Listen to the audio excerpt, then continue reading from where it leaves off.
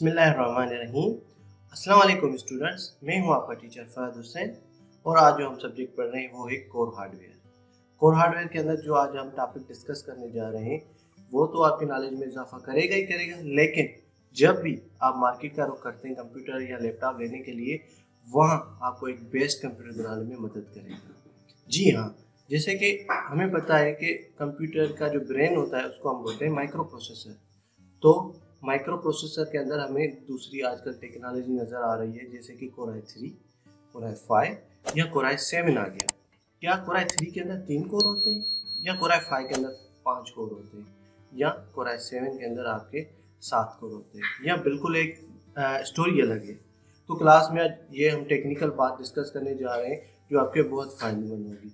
तो आइए शुरू करते हैं।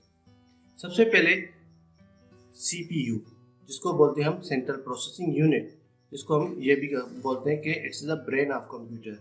जैसे कि हमें पता है कि इसके अंदर हमारे 3 सर्किट्स होते हैं, जिसका नाम ये है कंट्रोल यूनिट, ALU मतलब अर्थमेटिक यूनिट और AMU मतलब मेमोरी यूनिट। जैसे कि कंट्रोल यूनिट हमारा क्या करता है, जो भी हमारे सिस्टम के अंदर ऑपरेशंस वगैरह होते हैं या डिवाइसेस वगैरह होते हैं उनको कंट्रोल करने में मदद करता है। जैसे हम सिंपली कह सकते हैं कि वो कंट्रोल सिग्नल जनरेट करने में मदद करता है। दूसरा आ जाता है हमारा ALU अर्थमेटिक लॉजिकल यूनिट, जो हमारा क्या करता है, जो भी हमारे अर्थमेटिक ऑपरेशन या लॉजिकल ऑपरेशंस होते हैं उनको परफॉर्म करने में हमारी मदद करता है।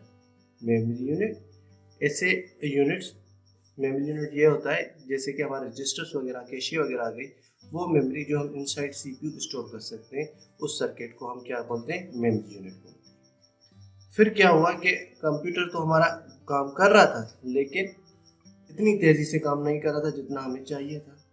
फिर एक कॉन्सेप्ट आया कि हम एक CPU के अंदर हम ऐसा स्ट्रक्चर बनाए कि मतलब CPU का 2 स्ट्रक्चर्स हो, मतलब ALU, CU, AMU, फिर उसी चिप में एक दूसरा कंट्रोल यूनिट हो, मेमोरी यूनिट हो और ALU हो, मतलब कि चिप एक हो लेकिन दिमाग 2 हो। तो उसका कॉन्सेप्ट आ गया हमारा कोर के शेप में।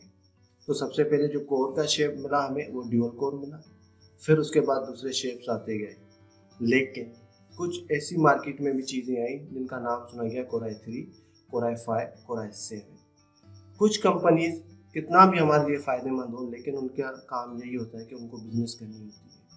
तो जैसे कि इंटेल का Core i3, Core i5, Core i7 आ गया, तो लोग तो ये समझने लगे कि Core i3 के अंदर 3 कोर होते हैं, Core i5 के अंदर हमारे 5 कोर आ गए या Core i7 के अंदर हमारे 7 कोर आ गए। लेकिन स्टोरी बिल्कुल चेंज है। स्टोरी क्या है कि जो भी हमारे कोर बनते हैं ना, जैसे मैंने आपको बताया, जैसे आपकी ये फिगर आपके सामने आ गई कि चिप एक हो लेकिन उसके अंदर एक इंडिपेंडेंट CPU का स्ट्रक्चर हो। CPU का स्ट्रक्चर का मतलब क्या हो गया, सिंपल उसका कंट्रोल यूनिट हो, ALU हो और दूसरा उसके अंदर मेमोरी यूनिट हो। अगर एक चिप के अंदर ये 2 आते हैं बिल्कुल एक जैसे, तो वो हमारा बन जाता है ड्यूल कोर।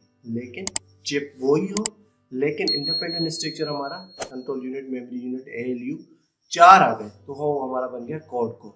अगर 8 आ रहे हैं तो 8 कोर, ठीक है। अगर उसके बाद अगर 16 आ गए तो हमारा हेक्सा कोर बन जाता है। तो dual core, quad core, octa core and हमारा हेक्सा कोर बन जाता है। लेकिन Core i3, Core i5 और Core i7 के अंदर हमारे नंबर ऑफ कोर को रिप्रेजेंट नहीं करते। Simply Core i3, Core i5 या Core i7 ये हमारे रहते हैं प्रोडक्ट के लिए। मतलब ये हमें एक तरीके से बेवकूफ़ बनाया जाता है कि क्योंकि टेक्निकल बंदे कम होते हैं, बॉसेस वगैरह वो यही समझते हैं कि Core i3 के अंदर ये 3 कोर हो गए, मतलब वो हमारे दिमाग से खेलते हैं, ठीक है। तो सिंपली जब भी आप मार्केट में जाएं तो ये मत सोचें कि Core i3 है तो उसके अंदर 3 कोर होंगे। ये एक प्रोडक्ट के नाम होते हैं। जैसे हम सेलफोन्स लेते हैं तो सैमसंग S5 हो गया, S4 हो गया, ये एक नाम होता है। तो एक स्ट्रक्चर का, एक सिस्टम यूनिट का उन्होंने नाम दिया हुआ है। तो Core i3 मतलब Core i3 तो है लेकिन वो ड्यूल कोर भी हो सकता है। इवन Core i5 है, हमारा कॉन्सेप्ट क्या होता है, इसके अंदर 5 कोर होते हैं, लेकिन Core i5 भी हमारा ड्यूल कोर हो सकता है। तो जो कोर को रिप्रेजेंट करते हैं वो करते हैं dual core, quad core, octa core या हेक्सा कोर, मतलब वो इंटरनल स्ट्रक्चर को डिफाइन हमारे करते हैं।